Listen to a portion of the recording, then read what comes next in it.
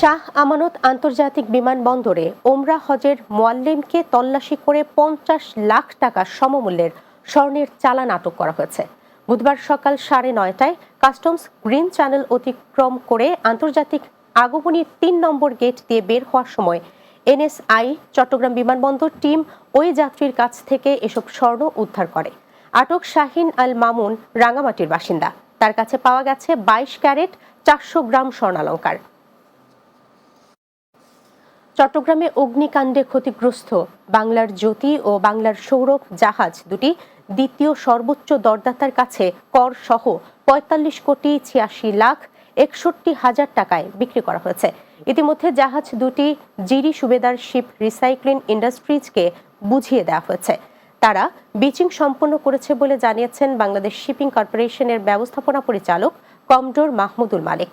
মঙ্গলবার বিএসসির প্রধান কার্যালয়ে এক সংবাদ সম্মেলনের মাধ্যমে এ তথ্য জানান বিএসসির ব্যবস্থাপনা পরিচালক কমডোর মাহমুদুল মালিক। চট্টগ্রামে কেন্দ্রীয় বিএনপি নেত্রী গোলতাজ বেগমের উদ্যোগে ঈদ উপহার বিতরণ ও সমাবেশ অনুষ্ঠিত হয়েছে। চট্টগ্রামের আগ্রাবাদে এই ঈদ উপহার বিতরণ করা হয়। এতে প্রধান অতিথি ছিলেন বিএনপির স্থায়ী কমিটির সদস্য আমির খসরু মাহমুদ চৌধুরী। এতে বক্তব্য রাখেন স্থানীয় সাবেক কাউন্সিলর মিয়াজ মোহাম্মদ খান, 28 নম্বর পাঠানটুলি ওয়ার্ড বিএনপির সভাপতি SM. Jamal Uddin Jasim, double mooring থানা বিএনপি সিনিয়র যুগ্ম সাধারণ সম্পাদক জাহেদ হোসেন সহ অন্যরা। বাংলাদেশ জামাতে ইসলামী শিল্প বাণিজ্য ও পেশাজীবী চট্টগ্রামের সন্দ্বীপ উপজেলার আয়োজনে ইফতার মাহফিল অনুষ্ঠিত হয়েছে।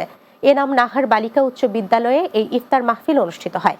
এতে প্রধান অতিথি ছিলেন জামাতে ইসলামী চট্টগ্রাম উত্তর জেলা আমির আলাউদ্দিন শিকদার। জামাতে ইসলামী শিল্প বাণিজ্য ও পেশাজীবী সভাপতি আব্দুল ওয়াদুদ এর সভাপতিত্বে মাহফিলে সংগঠনের সহ সভাপতি শরীফ মোহাম্মদ সাইফুল্লাহ, জামাতে ইসলামী সন্দ্বীপ উপজেলা আমির সিরাজুল ইসলাম ফিরোজ সাহেব সহ অন্যরা উপস্থিত ছিলেন। শেষ করব দিনের বাংলা। যাবার আগে সংবাদ শিরোনামগুলো জানিয়ে দিচ্ছি আরো একবার। ইন্টার্ন চিকিৎসকদের কর্মবিরতিতে মেডিকেল কলেজগুলোতে রোগীদের ভোগান্তি।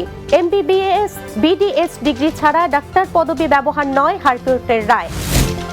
শাপলা চত্বরে হেফাজতে ইসলামের সমাবেশে গণহত্যা মামলায় শেখ হাসিনা সহ 9 জনের বিরুদ্ধে গ্রেফতারি পরোয়ানা জারি করেছে ট্রাইব্যুনাল।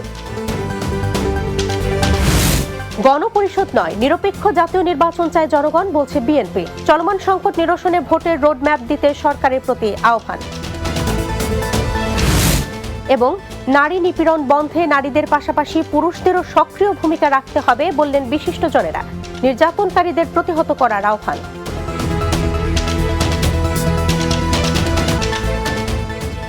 এই ছিল দিনের বাংলায়। আমাদের পরবর্তী সংবাদ রাত 9টা 30 মিনিটে রাতের বাংলা দেখার আমন্ত্রণ রইল। এতক্ষণ সঙ্গে থাকার জন্য ধন্যবাদ সবাইকে।